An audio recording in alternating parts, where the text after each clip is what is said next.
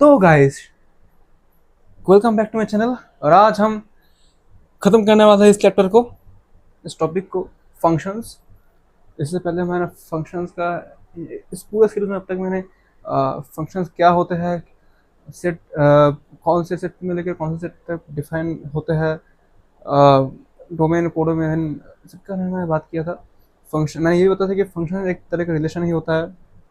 मैंने फंक्शंस के बहुत सारे अलग अलग और बहुत सारे अलग अलग फंक्शंस के ग्राफ्स के बारे में बात किया।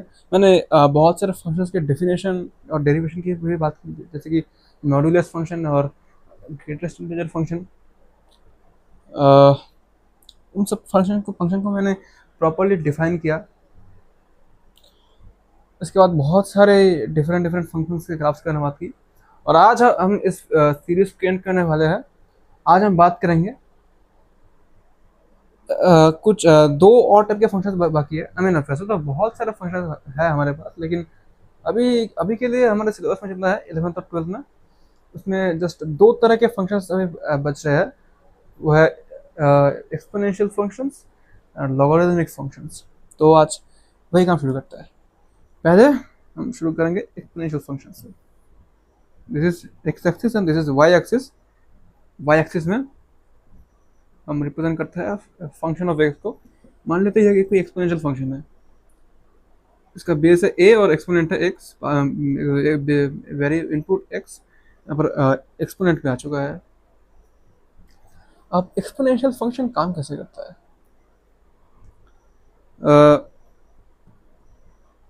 यहाँ पर देखो, पहली बात, एक्स की वैल्यू अगर हम जीरो रखें तो यहाँ पर क्या होगा? एक्स की वैल्यू अगर जीरो होगी तो इसकी वैल्यू हो गई a to the zero. A to the zero is one. Anything to the zero power is one. तो एक्स इक्वल जीरो के लिए वाई की वैल्यू होगी वन। मान लेते हैं कि ये वाला पॉइंट है, ये इस वाले पॉइंट को वन मान लेते हैं, इसको नेगेटिव वन मान लेते हैं। अब यहाँ से हम जैसे जैसे एक्स के वैल्यूज की इंक्रीज करते जाएंगे, वैसे वैसे एक्स की ए टू द एक्स की वैल्यू भी इंक्रीज होती जाएगी। लेकिन क्या वो दोनों चीज सेम तरीके से सेम रेट से इंक्रीज होने वाली है? मेरे ख्याल से तो नहीं होने वाला। तुम्हारा नहीं पता, लेकिन मेरे ख्याल से तो नहीं होने वाला। क्यों? क्योंकि एक्स यहाँ पर ए के पावर में है। कंसिडरिंग कि ए जीरो और वन नहीं है, यहाँ पर लिख देना चाहिए एक्चुअली ए इज नॉट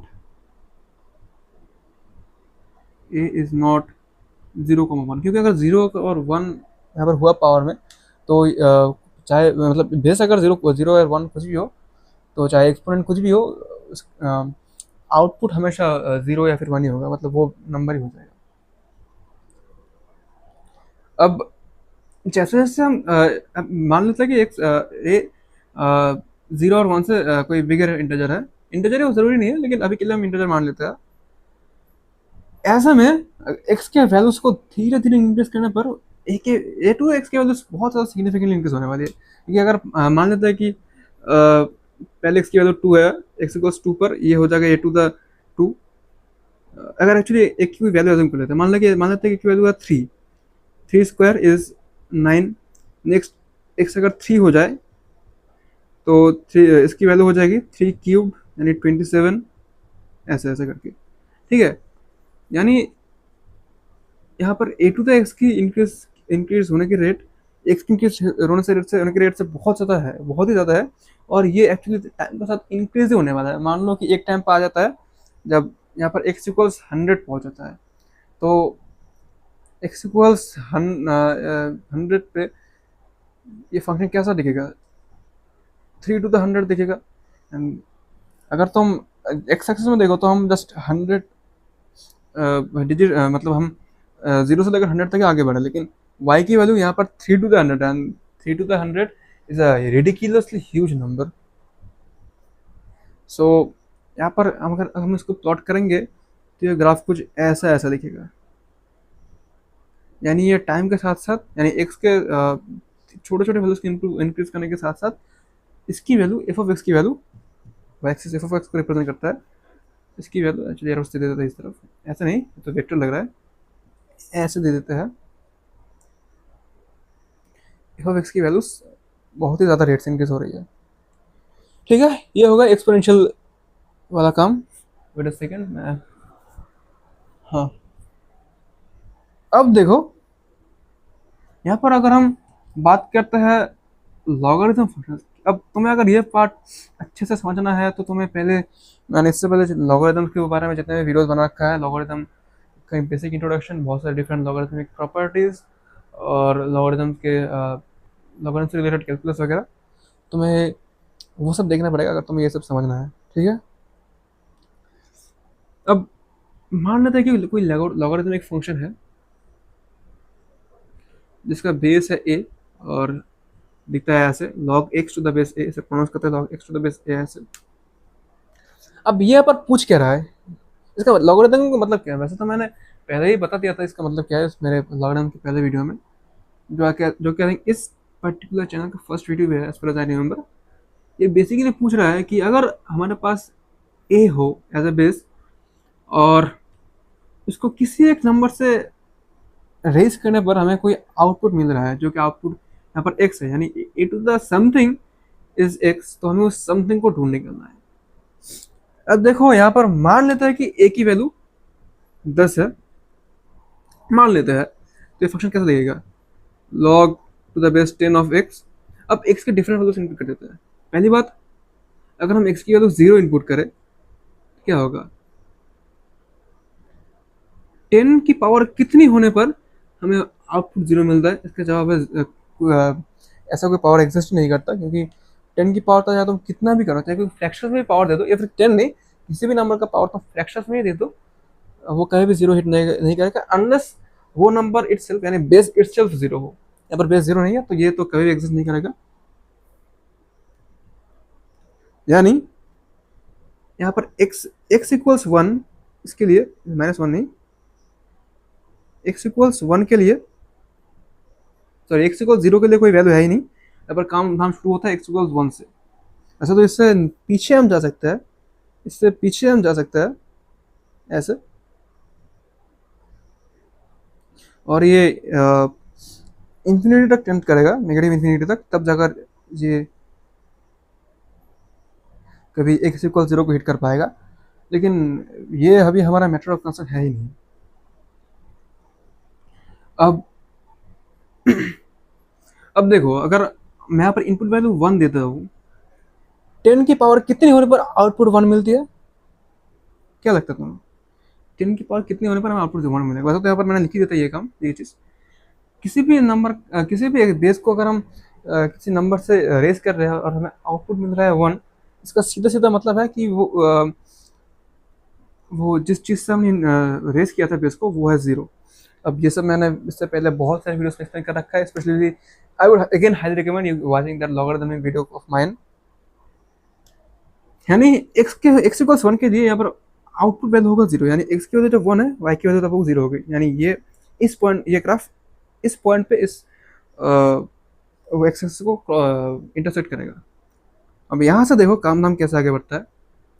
अब नेक्स्ट वैल्यू हम यहाँ पर जो देने वाला है वो है 10, x इक्वल्स 10, मान लेते हैं कि ये पॉइंट कोई यहाँ पर है। अब इसके लिए y की वैल्यू यानी f ऑफ x की वैल्यू कितनी होगी, 10 की पावर कितनी पर करने पर हमें आउटपुट 10 मिलता है, of course the answer is 1, यानी ये कुछ ऐसे इंक्रीज होने वाला है।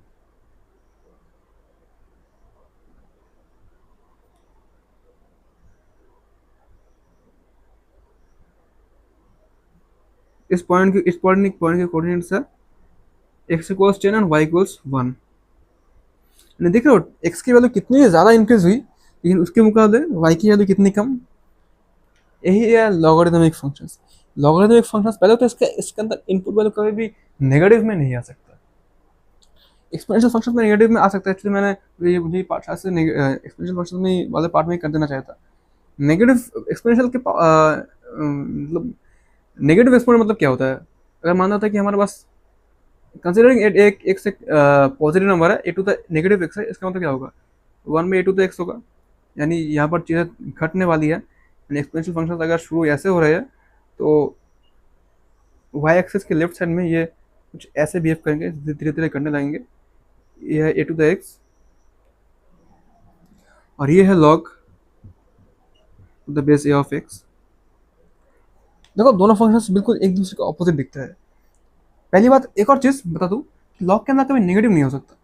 क्यों नहीं हो सकता? क्योंकि देखो, किसी भी चीज़ के अंदर, मतलब किसी भी बेस के पावर, जब तुम कुछ भी चाहे दे दो, क्या कभी उसका आउटपुट नेगेटिव हो सकता है? नहीं ना। यहाँ पर बेस का पावर चाहे कुछ भी हो, क्या बेस का आउटपुट कभी भी नेगेटिव हो रहा है? यानी कभी ये ग्राफ कभी नेगेटिव वाई की तरफ जा रहा है क्या? नहीं ना। ये ऐसे ही चलता रहेगा और ये ऐसे हिट करेगा नेगेटिव इन्फिनिटी। तो ये एक से नेगेटिव इन्फिनिटी के जाके कभी जीरो पे हिट करेगा। बट ऐसा तो एक्चुअली होता नहीं है। इन्फिनिटी कभी इन्फिनिटी तक हम कभी पहुंच नहीं सकते। ये एक लॉग की प्रॉपर्टी होगी, यानी log x equals negative x की तरफ कभी नहीं जाएगा और एक्सपोनेंशियल्स नेगेटिव वाई की तरफ कभी नहीं जाएंगे। अब देखो जरा, ये दोनों फंक्शंस बिल्कुल एक दूसरे के ऑपोजिट नहीं दिख रहे। एक पहली बात, देखो ग्राफ का शेप देखो, ये ऐसे ऐसे इंक्रीज हो रहा है और ये इसका एग्जैक्ट मिरर इमेज लग रहा है ऐसे। और इसी वजह से, वैसे तो मैंने पहले भी लॉगरिथम वाले वीडियो में इन सब अच्छे से एक्सप्लेन कर रखा है, लेकिन मैंने उस टाइम पे अ, मैंने इनको ग्राफिकली एक्सप्लेन नहीं किया था इस टॉपिक को। यहाँ पर तुम ग्राफिकली चीज़ों को भी देखो ना, तो तुम्हें एक चीज़ नोटिस हो जाएगी, क्योंकि ये दोनों बिल्कुल ऑपोजिट्स है, यानी ये दोनों बिल्कुल एक दूसरे के इन्वर्सेस है। इनका ग्राफ बिल्कुल ऑपोजिट है। एक का रेट ऑफ चेंज बहुत ही कम है और एक का डोमेन और कोडोमेन वगैरह बिल्कुल अलग है। दूसरे का रेट ऑफ चेंज बहुत ज़्यादा है, उसका डोमेन और कोडोमेन वो भी इससे बहुत ही ज़्यादा अलग है। और इसी वजह से ग्राफ्स की मदद से एक्सपोनेंशियल्स और लॉगरिथम्स को समझना काफ़ी आसान है, स्पेशली अगर तुम उन दोनों के डिफरेंस को अच्छे से समझना चाहते हो और समझना चाहते हो कि क्यों वो दोनों एक दूसरे के इन्वर्सेस है।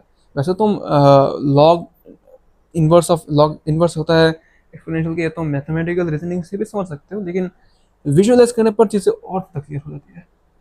खैर, आज के लिए इतना ही। अगर तुम्हें इस वीडियो में मैंने जो कुछ भी सीखा है उसके बारे में कुछ भी डाउट है, तो तुम एज ऑलवेज मुझे कमेंट में पूछ सकते हो। और एक और चीज़ मैं पूछना चाहूँगा कि अगले वीडियो में तुम क्या चाहते हो कि मैं क्या पढ़ाना शुरू करूँ? तुम कमेंट सेक्शन जो चाहेगा मैं वही करूँगा। So I will be waiting for that those kinds of comments. तब तक के लिए sorry, stay tune for those videos actually, मुझे शायद ये पहले कहना चाहिए। तो तब तक के लिए कीप लर्निंग।